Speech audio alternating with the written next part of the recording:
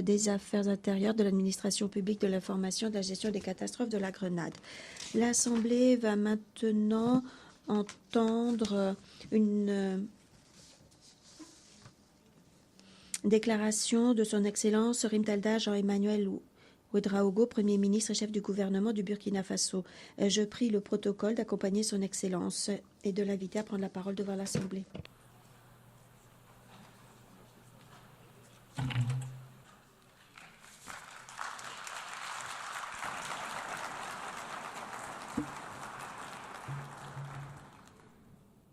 Madame la Présidente, Monsieur le Secrétaire général des Nations Unies, Mesdames et Messieurs les chefs de délégation, distingués délégués, Mesdames et Messieurs,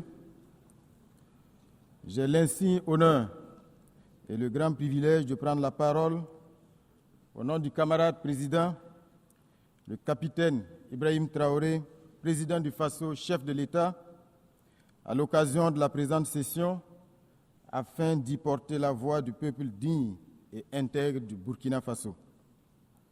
Aussi me charge-t-il d'adresser ces fraternelles salutations à tous les citoyens du monde épris de paix et de liberté. Madame la Présidente, je vous adresse au nom du Burkina Faso mes chaleureuses félicitations pour votre élection à la présidence de cette 80e session. Votre élection consacre la confiance de la communauté internationale en votre leadership et votre sens de l'écoute et du dialogue. Vous trouverez auprès du Burkina Faso un partenaire sincère, constructif et engagé. À votre prédécesseur, M. Philémon Yang, j'exprime ma gratitude pour la qualité et la rigueur du travail accompli lors de la 79e session. Madame la Présidente, distingués délégués, Mesdames et Messieurs, le Burkina Faso souscrit pleinement à la déclaration prononcée au nom de la Confédération des États du Sahel par la République sœur du Mali. Ensemble, avec le Niger, nous avons une communauté de buts et d'aspiration dans un espace de renouveau et de rupture.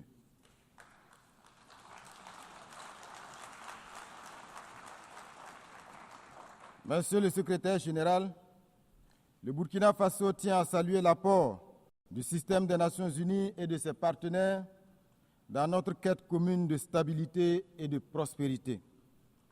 La présente session qui se tient 80 ans après l'adoption de la Charte des Nations Unies constitue une occasion idéale pour marquer une halte et dresser un bilan sans complaisance de notre organisation.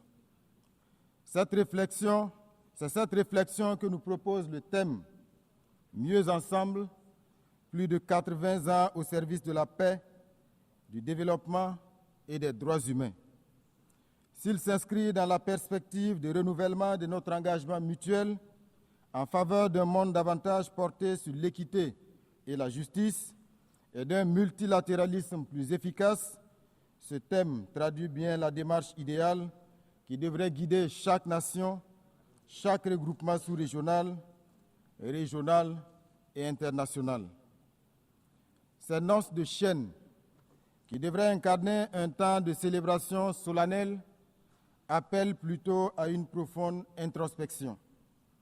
Le bilan des 8 décennies des Nations Unies, loin de susciter l'allégresse, s'apparente davantage à un fiasco embarrassant, une désillusion collective et un échec structurel.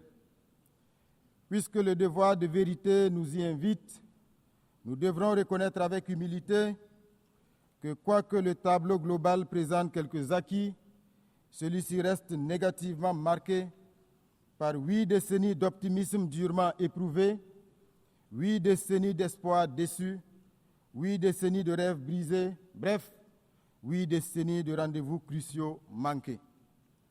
C'est malheureusement l'image obscure d'une ONU que beaucoup de nos dévanciers de 1945, s'ils vivaient encore, auraient eu du mal à accepter.